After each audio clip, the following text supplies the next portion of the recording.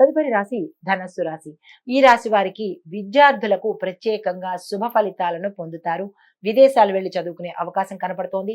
Engineering, medicine, లా విద్యార్థులకు అంటే న్యాయశాస్త్ర విద్యార్థులకు చాలా చక్కని ర్యాంకులు వచ్చి మీరు కోరుకున్న ప్రదేశాల్లో సీట్లు వచ్చే అవకాశం కనపడుతోంది. ఆర్థిక వ్యవహారాలు మాత్రము కొంచెం మందగిస్తాయి. వాటి జోలికి వెళ్ళకండి. ఈరోజు ఆర్థికపరమైన లావాదేవీలు ఏమైనా జరపాలనుకున్నా, ఆర్థిక పరమైన అగ్రిమెంట్ల మీద సంతకాలు చేయాలనుకున్నా ఈ రోజు చేయకుండా మరుసటి రోజుకి కానీ మరెప్పటికైనా వాయిదా వేసుకోండి. వాటి వల్ల మీకు నష్టాలే గోచరిస్తున్నాయి కానీ లాభాలైతే కనపట్టలేదు. మానసిక ప్రశాంతత కోసము ఏమైనా చిన్న చిన్న యోగా కానీ, మెడిటేషన్ కానీ, ఇలా మంచి సంగీతం వినడం కానీ అలాంటి ప్రయత్నాలు చేస్తే కనుక డిప్రెషన్కి లోను కాకుండా ఉండే అవకాశం కనబడుతోంది. ఎందువల్ల అంటే మీరు తీవ్రమైన మానసిక ఒత్తిడికి గురి అయ్యే అవకాశం ఈరోజు ఉంది కాబట్టి దాన్ని దాటుకోవడం కోసం ఈ చిన్ని ప్రయత్నాలు చేసుకోండి. తరువాత ఈ రాశిలో ఉండే స్త్రీలకు, పురుషులకు అన్ని రంగాల వాళ్ళకి కూడా మిశ్రమ ఫలితాలు గోచరిస్తున్నాయి. దానితో పాటుగా మీరు ఆంజనేయ స్వామి ఆలయంలో కానీ, రాముడి ఆలయంలో కానీ బెల్లాన్ని నైవేద్యంగా ఇవ్వండి మీ యథాశక్తి. అంటే ఇంట్లో పూజ చేసి పెట్టుకోవడం కాకుండా దేవాలయానికి వెళ్ళి రామాలయంలో ఆంజనేయ స్వామి ఉంటాడు కాబట్టి, లేదు ఓన్లీ ఆంజనేయ స్వామి గుడికి వెళ్ళినా మీ సులువు చూసుకొని అక్కడికి వెళ్ళినప్పుడు విడివిడిగా కానీ ఒకేసారి కానీ బెల్లాన్ని మీ యథాశక్తి కేజీయో, 2 కేజీలో, 3 కేజీలో మీ శక్తి కొద్దీ అక్కడ స్వామివారికి నివేదన చెయ్యండి. దాని ద్వారా మీకు ఏమైనా గ్రహానికి సంబంధించి అంటే ఈ గ్రహము ఆ గ్రహం అని కాదు, నవగ్రహ దోషాలు ఏమైనా మీకు ఉన్నట్టయితే అవి పరిహారం అయ్యే అవకాశం కనబడుతోంది. ఈ పరిహారాలను పాటించుకుంటూ మీ అడ్డంకులను దాటండి. ఇది ఈ రాశి వారికి చెప్పదగిన పరిహారము, ఫలితాలు. నమస్తే. తదుపరి రాశి మకర రాశి. ఈ రాశి వారికి కుటుంబ సభ్యులతో అపార్థాలు, మనస్పర్ధలు వచ్చే అవకాశం కనపడుతోంది. చాలా జాగ్రత్తగా వ్యవహరించండి. కీలకమైన బంధాలలో మీకు అంటే అనుకూలంగా లేకుండా ప్రతికూలతలు వచ్చే అవకాశం కనపడుతోంది. చాలా చాలా జాగ్రత్తగా వ్యవహరించండి. ఆలోచన శక్తిని ఉపయోగించి సమస్యలను పరిష్కరించుకోండి. కానీ ఎవరి మీదో వారి సలహాల మీద డిపెండ్ అయ్యే అవకాశం మాత్రం మీరు పెట్టుకోకండి. మీ సమస్యను మీరే స్వయం ప్రతిపత్తితో ఆలోచించి సమస్యలకు పరిష్కారం యోచించండి. వేరే వారి మీద ఆధారపడకండి.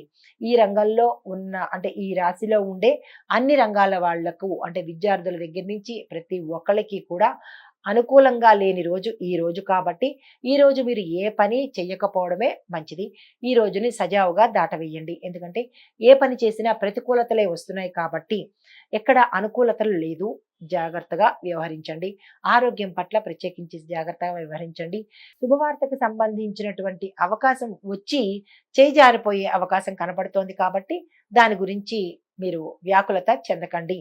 తర్వాత ప్రమాదాలు వచ్చే అవకాశం ఉంది అంటే జారి పడ్డం కానీ లేదా వాహనానికి సంబంధించి కానీ జాగ్రత్తలు తీసుకోండి. ఇవి ఈ రాశి వారికి. దానితో పాటుగా శనిదేవుడి పూజ చేసుకుని నల్లని వస్త్రాలు కానీ నల్లని వస్తువులు కానీ మీరు దానంగా ఇచ్చినట్టయితే కనుక అటువంటి ప్రమాదాలను దాటవేసే అవకాశం కనపడుతోంది. మనశ్శాంతి కోసము ఈ పరిహారము తప్పనిసరిగా చేయండి. శనిగ్రహానికి సంబంధించిన అనుగ్రహం పొందడానికి ఈ పరిహారం తప్పనిసరి.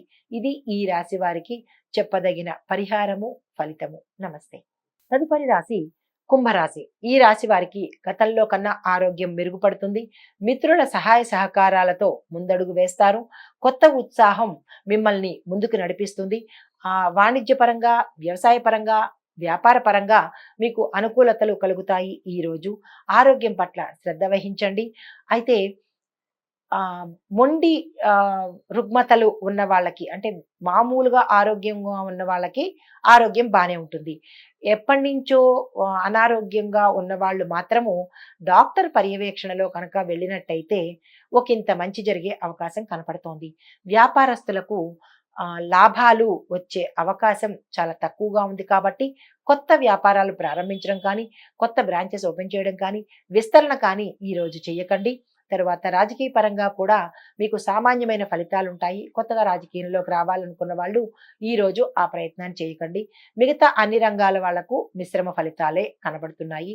పరిహారంగా మీరు ఆంజనేయ స్వామి పూజ చేసుకోవటం కానీ లేదా కాలభైరవాష్టకాన్ని చదవడం కానీ చేసినట్టయితే ఈ చిన్నపాటి ఒడిదుడుకులను మీరు తట్టుకునే అవకాశం కనబడుతోంది.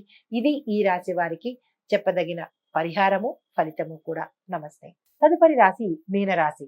ఈ రాశి వారికి ఆర్థిక వ్యవహారాలు గతంలో కన్నా మెరుగ్గా ఉంటాయి. కొత్త వ్యాపారాలను విస్తరిస్తారు. కుటుంబ వ్యవహారాల్లో చాలా చక్కని అనుకూలతలు కనబడుతున్నాయి. సంతాన పరంగా కూడా మీకు మంచి పేరు ప్రఖ్యాతలు వచ్చే అవకాశం కనబడుతోంది. శత్రువులు కూడా మీకు మిత్రులుగా అయ్యే అవకాశం కనబడుతోంది. తర్వాత ఆరోగ్యం పట్ల కొంచెం జాగ్రత్త వహించండి.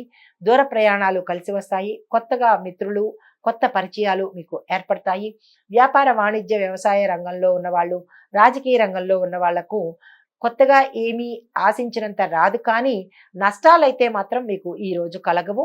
మీరు ఏ పని ప్రారంభించాలన్నా ఈ రోజు నుంచి వాయిదా వేసుకోండి. అంటే ఈ రోజు ఏ పని తలపెట్టకుండా మరెప్పటికైనా వాయిదా వేసుకోండి, కానీ ఈ రోజైతే కొత్త పనులు ఏవి ప్రారంభించకండి. పెండింగ్లో ఉన్న వర్కులు మాత్రమే పూర్తి చేసుకోవడానికి యోచన చెయ్యండి. అయితే మీకు మాట పట్టింపుల వల్ల ఒక వ్యక్తి నుంచి ఏదైనా ఒక ఆటంకం కానీ లేదా ఒక సమస్య కానీ కొత్తగా వచ్చే అవకాశం కనపడుతోంది. అది ఎవరు ఏమిటి అనేది మీరు యోచన చేసుకుని వారితో జాగ్రత్తగా మెలగండి. అంటే అది మీ మిత్రవర్గం నుంచి అవ్వచ్చు, లేదా మీ కుటుంబంలో నుంచి కానీ మీకు అత్యంత అంటే దగ్గర వాళ్ళతోనే ఒక చిన్న పేచీ వచ్చే అవకాశం కనపడుతోంది. చాలా జాగ్రత్తగా వ్యవహరించండి. దానికి పరిహారంగా మీరు గురువారం నాడు, అంటే దాన్ని పరిహారంగాని కాకపోయినా మీరు చేసుకోవలసిన పరిహారం ఏంటంటే, అంటే వారితో జాగ్రత్తగా ఉండండి. గురువారం నాడు పరిహారం ఏం చేస్తారంటే, పసుపు కొమ్ములు కానీ పసుపుని కానీ దానంగా ఇవ్వండి.